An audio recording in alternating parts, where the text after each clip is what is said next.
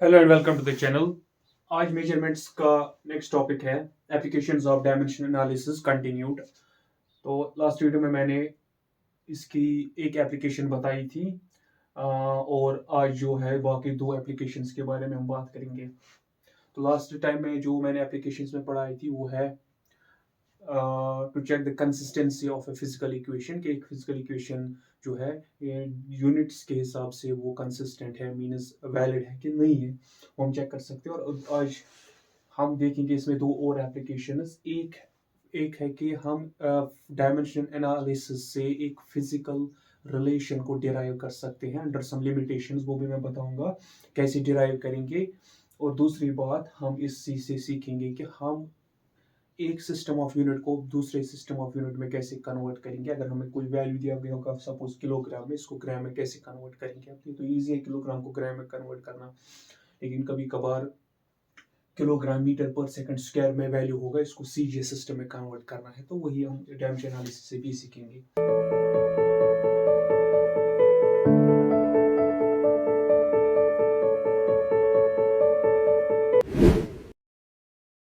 Welcome back. अब हम शुरू करते हैं पहले to derive a physical relation. To derive a physical relation, अब फिजिकल रिलेशन को डिराइव करेंगे हम। यहाँ से समझाने के लिए मैं एक एग्जांपल दूंगा। हमें सपोज पेंडुलम है और इस पेंडुलम का और ये जो पेंडुलम है मानेंगे हम एक सिंपल पेंडुलम है, सिंपल पेंडुलम। और इस सिंपल पेंडुलम का टाइम पीरियड यानी कि ये एक साइकिल कंप्लीट करने में यहां से जाना यहाँ तक, फिर वापस आना, फिर अदर साइड जाना, फिर वहां से वापस आना, तो इसको हम बोलेंगे वन साइकिल। तो एक साइकिल कंप्लीट करने में कितना टाइम देगा उसको हम बोलेंगे इसका टाइम पीरियड। सपोज वो टाइम पीरियड है कैपिटल टी।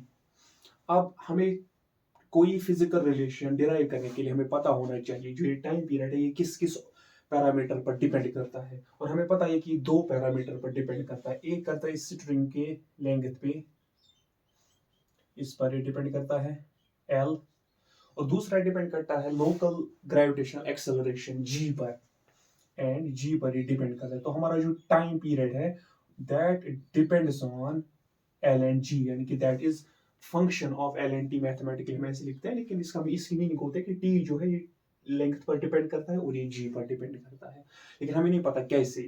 क्या टी एल इंटू जी के बराबर है, क्या टी एल प्लस जी के बराबर है, क्या T L divided by G के बराबर है, क्या T L square by G cube के बराबर है। वो रिलेशन हमें ढूंढनी है। तो ये इसके लिए प्री रिक्वेस्ट है कि हमें पता होना चाहिए किस पर डिपेंड करता है। उसके बाद हम क्या करेंगे, कहते हैं let T is directly proportional to L power A G power B. अब जिन दो पैरामीटर पर डिपेंड करता है तो हम इसको ऐसे लिखेंगे कि T depends on L power L and G with some powers. अगर पावर कुछ नहीं होगा, वन होगा, तो ए बी का वैल्यू ऑटोमेटिकली वन आ जाएगा। इसको हम नाम लिखेंगे, इसका हम इक्वेशन वन। अब हम डायमेंशन एनालिसिस पढ़ रहे हैं तो हम दोनों साइड से क्या करेंगे, हम दोनों साइड से क्वांटिटीज के डायमेंशनल फॉर्मूला लिखेंगे। अब टी टाइम पीरियड है, टाइम पीरियड का डायमेंशनल फॉर्मूला खाली टी होगा, तो इसमें आ जाएगा यहाँ पे T to the power one, ऐसे डायरेक्टली प्रोपोर्शनल टू। अब एल एल लेंथ है, लेंथ की डायमेंशनल फॉर्मूला लेंथ की होगी, यानी कि खाली एल, इसमें एम ओ टी आएगा ही नहीं, तो एल पावर वन। अब इसका पावर ए है। अब देखेंगे जी की डायमेंशनल फॉर्मूला, जी है acceleration due to gravity, meaning acceleration है, तो अब एक्सेलरेशन की का डायमेंशनल फॉर्मूला लिखना है। अब एक्सेलरेशन होता है metre per second square, metre means length, per second square means time, power minus two, वही हो गया metre length per time square. इसका पावर है बी। तो पहला स्टेप ये है। अब दूसरा स्टेप है सारे फिजिकल क्वांटिटीज के अपने अपने डायमेंशन, अपनी डायमेंशन फॉर्मूला लिखना।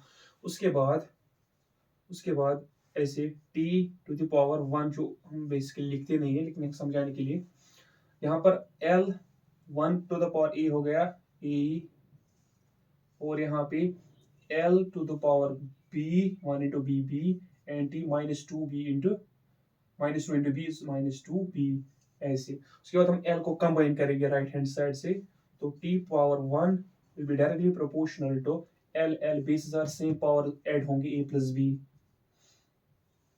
और t हो जाएगा -2b। ऐसे या हम यहाँ पर एक काम करेंगे, यहाँ पे हम ब्रैकेट को हटाएंगे क्योंकि इसको ऐसे लिखेंगे कंबाइन करके। अब एक चीज हमें पता है, जो पहले एप्लीकेशन मैंने पढ़ा है कि जो कोई भी फिजिकल रिलेशन होती है, इसके लेफ्ट हैंड साइड के टर्म के यूनिट्स और राइट हैंड साइड के टर्म के यूनिट्स वो सेम होने चाहिए, कंसिस्टेंट होने चाहिए। यानी कि जो यूनिट इसके होंगे वही यूनिट फाइनली इस टर्म के कलेक्टिवली आते हैं। मीनिंग अगर यूनिट सेम आएंगे तो डायमेंशनल फार्मूला सेम होगी। तो ये उसी हिसाब से ये डायमेंशनल फार्मूला इस डायमेंशनल फार्मूला के बराबर होनी चाहिए। वो तब आएगा जब हम लिखेंगे एल का जो पावर है a प्लस बी, ये यहाँ के एल के पावर के बराबर होना चाहिए। अब यहाँ एल है ही नहीं, meaning L to the power 0 लिखेंगे तो हमारा जो एल है इससे ये पता चलेगा कि एल का जो पावर है a प्लस बी ये 0 के बराबर है, क्योंकि यहाँ से एल है ही नहीं। अब इसके बराबर क्यों होना चाहिए? क्योंकि एक इक्वेशन के सारे टर्म्स के यूनिट्स डायमेंशन सेम होते हैं। ये पहले एप्लीकेशन में मैंने समझाया। तो यहाँ पर एल का पावर a प्लस बी है, अभी वो बराबर होगा यहाँ के एल के पावर का। अब यहाँ पर एल तो है ही नहीं, दैट मींस एल पावर 0 लिखेंगे उसके बाद, तो a प्लस बी आएगा 0 के बराबर, ये मिलेगी हमें एक इक्वेशन। और दूसरी t का पावर यहाँ के t के पावर के बराबर होगा, तो वहां का t का पावर जो है वो है -2b, वो यहाँ है 1 के बराबर होगा। मिले हमें दो इक्वेशंस, हमारे पास दो वेरिएबल्स है a और b और दो इक्वेशंस मिली। तो फंडामेंटल थ्योरम ऑफ अलजेब्रा के मुताबिक हम इसको सॉल्व कर सकते हैं। तो क्या करेंगे, यहाँ से b निकलेगा, यहाँ से b निकलेगा -1 डिवाइडेड बाई 2, फिर b को यहाँ डालेंगे एंड a निकलेगा -b के बराबर। तो a निकलेगा -b के बराबर, मीन्स माइनस b की जगह -1 डिवाइडेड बाई 2, माइनस प्लस तो 1/2 हो जाएगा। तो a का वैल्यू भी निकला, b का वैल्यू भी निकला। हमें फाइनल रिलेशन ऐसे लिखेंगे हम कि t जो है टाइम पीरियड वो प्रोपोर्शनल है l पावर a क्या है 1/2, l power 1/2 and g power b, g का पावर क्या है b इज -1/2, तो -1 डिवाइडेड बाई 2। अब माइनस का मतलब होता है कि हम इसको नीचे ला सकते हैं, l is proportional to l power 1/2 divided by g power 1/2। 1/2 power को कंबाइन करेंगे तो t is proportional to l divided by g power 1 divided by 2, और पावर 1/2 का मतलब होता है square root l by g। तो ये हमें फाइनल रिलेशन मिली कि टाइम पीरियड जो है वो l और g पर कैसे डिपेंड करता है। l इंटू जी नहीं आता, l प्लस जी नहीं आता, l डिवाइडेड बाई जी नहीं आता, बल्कि square root of l divided by G formula बनती है। और जब हम रियल अपनी एक्चुअल फॉर्मूला देखते हैं सिंपल पेंडुलम के टाइम पीरियड की, वो होता है t is equal to 2 under root l divided by g। अब हमें पता है कि इक्वेलिटी और कांस्टेंट प्रोपोर्शनैलिटी बनता है, तो प्रोपोर्शनल टू l बाई जी तो मैच हो गया। अब यहाँ पर ये लिमिटेशंस के बारे में बता रहा था मैं कि चूंकि डायमेंशनल एनालिसिस जो है ये बेसिकली है study of dimension, study of physical quantity, study of physical relations through dimensions. अब चूंकि कांस्टेंट का कोई डायमेंशन नहीं होता है, डायमेंशनलेस चीज होती है, इसके यूनिट्स नहीं होते, यही वजह है कि डायमेंशनल एनालिसिस हमें कांस्टेंट के बारे में कोई इंफॉर्मेशन नहीं देता। ये बहुत बड़ी जो है इसकी लिमिटेशन है, खाली हमें उन क्वांटिटीज के बारे में इंफॉर्मेशन देगा जिनके यूनिट्स होंगे, हेंस उनके डायमेंशंस होंगे, क्योंकि डायमेंशनल एनालिसिस है।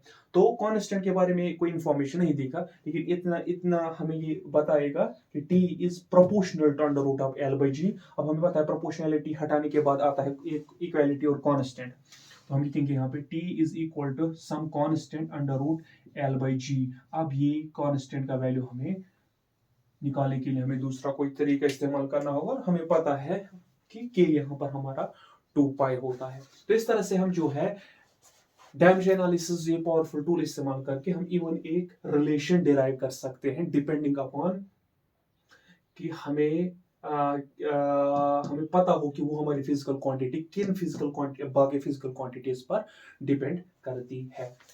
अब इसके बाद दूसरी एप्लीकेशन है इसकी, to convert one system of units to another. तो हम एक सिस्टम ऑफ यूनिट को दूसरे सिस्टम में कैसे कन्वर्ट कर सकते हैं, ये भी हम डायमेंशन एनालिसिस से इजीली सीख सकते हैं।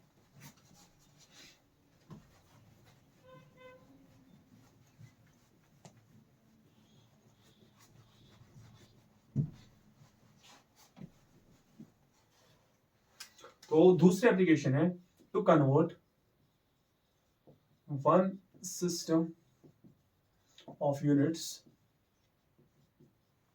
into another.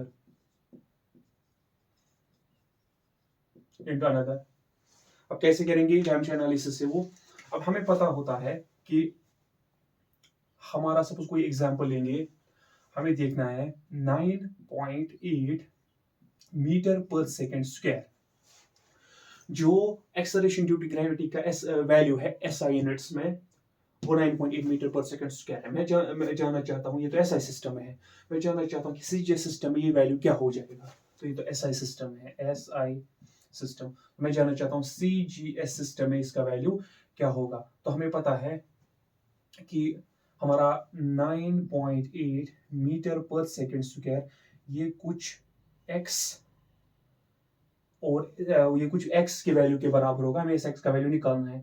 अब सीजे सिस्टम में मीटर क्या होता है, सेंटीमीटर डिवाइडेड बाय, और सेकंड ही होता है वहां पर भी, सेंटीमीटर पर सेकंड स्क्वायर।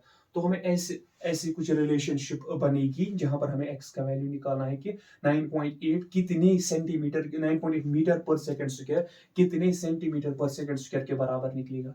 तो यहाँ से हम एक फॉर्मूला बना सकते हैं कि इस नंबर को लिखेंगे n1, यूनिट को लिखेंगे u1, ये बराबर होता है जो नंबर हमारा आएगा कन्वर्ट करने के बाद उसको लिखेंगे n2, और ये हमारा दूसरा यूनिट है u2।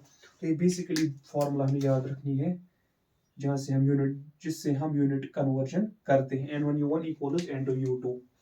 अब यहाँ से मुझे n2 का वैल्यू निकालना है, तो n2 जो निकलेगा वो निकलेगा n1 times u1 by u2। अब डायमेंशन एनालिसिस पढ़ रहे हैं तो हम क्या करेंगे, हम लिखेंगे n1 और u1 के बदले लिखेंगे हम m1 l1 t1, यानी कि u1 जो यूनिट होगा उसके अपने dimensional formula divided by u2 के अपनी डायमेंशनल फार्मूला बनी, उसको लिखेंगे m2 l2 T2 ऐसे। फिर हम देखेंगे हमारी यूनिट के हिसाब से देखेंगे मास क्या होगा, लेंथ क्या होगा, टाइम क्या होगा।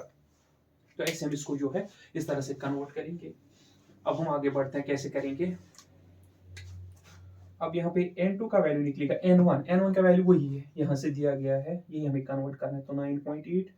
अब 1 किसका है, 1 एसआई सिस्टम का है, एसआई सिस्टम। तो एसआई सिस्टम में m होता है कि मास, यहाँ पर मास है, ये मीटर है, ये टाइम है, तो एक्सेलरेशन ड्यू टू ग्रेविटी मास पर डिपेंड नहीं करती, क्योंकि लिहाजा m जो मास है ये यहाँ पर आएगा ही नहीं, तो इसको इग्नोर करेंगे। मीटर है, दैट मींस L1 है, तो यहाँ पे लिखेंगे L1, और टाइम भी है, और टाइम क्या आ जाएगा, पर सेकंड स्क्वायर, यानी कि इन शॉर्ट हमारा जो एक्सेलरेशन है उसका डायमेंशन फार्मूला बनती है LT-2, LT-2 लिखी मैंने उसकी डायमेंशनल फार्मूला। अब यहाँ पर भी वही बनेगा क्योंकि एक्सेलरेशन यहाँ से भी वही है, तो यहाँ पे बनेगा L2T2 पावर -2, ऊपर भी एक्सेलरेशन नीचे भी एक्सेलरेशन, 1 एसआई सिस्टम के लिए और 2 जो दूसरा सीजी सिस्टम है उसके लिए। तो हमारा n2 का वैल्यू जो है वो निकलेगा 9.8। अब यहाँ पे मैं लिख सकता हूँ ऐसे, मैं इसको करूंगा ऐसे L1 बाई L2, और यहाँ पर T1 बाई T2। अब L1 का पावर 1 है, L2 का पावर 1 है, तो ओवरऑल पावर 1 है। T1 बाई T2, इसका ओवरऑल पावर बनेगा -2, में कॉमन निकालूंगा ऐसे, इज इक्वल टू 9.8। अब यहाँ पे आते हैं, N2 निकलेगा 9.8। अब यहाँ पे हमें ऊपर वाला है एसआई सिस्टम, नीचे वाला सीजे सिस्टम, हमें एसआई सिस्टम को सीजे सिस्टम में कन्वर्ट करना है। तो बेसिक चीजें जो हमें पता ही है, L1 एसआई सिस्टम में लेंथ, तो सीजे सिस्टम में क्या होती है हमें पता है, एसआई सिस्टम में मीटर होता है, सीजीएस में सेंटीमीटर होता है। तो मैं लिखूंगा यहाँ पे पहले डायरेक्टली L1 जो है ये है मीटर में, और L2 जो है सेंटीमीटर है, पावर 1। उसके बाद T1 एसआई सिस्टम का है, T1 टाइम है तो एसआई सिस्टम में सेकंड, और divided by T2 CJ system है लेकिन वहां पर भी सेकंड होता है, पावर क्या है -2, पावर है -2। N2 निकलेगा बराबर 9.8। अब मैं यहाँ पे जो है, अब मैं यहाँ पे मीटर को सेंटीमीटर में कन्वर्ट करूँ, क्योंकि ये बेसिक चीजें हमें पता होती हैं कि 1 मीटर कितने सेंटीमीटर के बराबर होता है। क्योंकि हमें सीजीएस में कन्वर्ट करना है तो मीटर को मैं सेंटीमीटर कन्वर्ट करूंगा, तो 1 मीटर में कितने सेंटीमीटर होते हैं, तो ऑब्वियसली 100 सेंटीमीटर्स, डिवाइड में लिखूंगा सेंटीमीटर, तो मैंने खाली न्यूमरेटर को चेंज किया सेंटीमीटर में। यहाँ पे सेकंड सेकंड ऑलरेडी सेम है ही, तो यहाँ पे प्रॉब्लम कन्वर्ट करने की जरूरत है ही नहीं। तो n2 निकलेगा बराबर 9.8। यहाँ पे इसलिए कन्वर्ट करना था क्योंकि सेंटीमीटर से कैंसिल हो जाएगा, यहाँ पे बनेगा 100 to the power 1, second second cancel 1 to the power -2, तो n2 निकलेगा बराबर 9.8 into 1 to the power anything जो है वो 1 ही आएगा, तो इंटू 100, तो आ जाएगा 9.8 इंटू 100 हो जाएगा 980।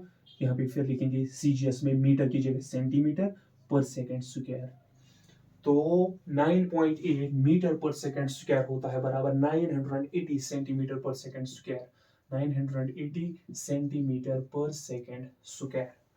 तो ये दूसरा तरीका है कि हम मतलब दूसरी एप्लीकेशन है आज की, जिससे हम डायमेंशन एनालिसिस का इस्तेमाल करके हम एक सिस्टम ऑफ यूनिट में जो वैल्यू दिया गया है उसको दूसरे सिस्टम ऑफ यूनिट में कन्वर्ट कर सकते हैं। तो बेसिक फॉर्मूला याद रखने, N1U1 हमेशा बराबर होता है N2U2। तो ये आज पूरा कंप्लीट हो गया मेजरमेंट का ये डायमेंशन एनालिसिस का टॉपिक, जिस पर 2 एप्लीकेशंस पेंडिंग थी वो मैंने आज समझा दी। तो आज के लिए इतना काफी है। Thank you.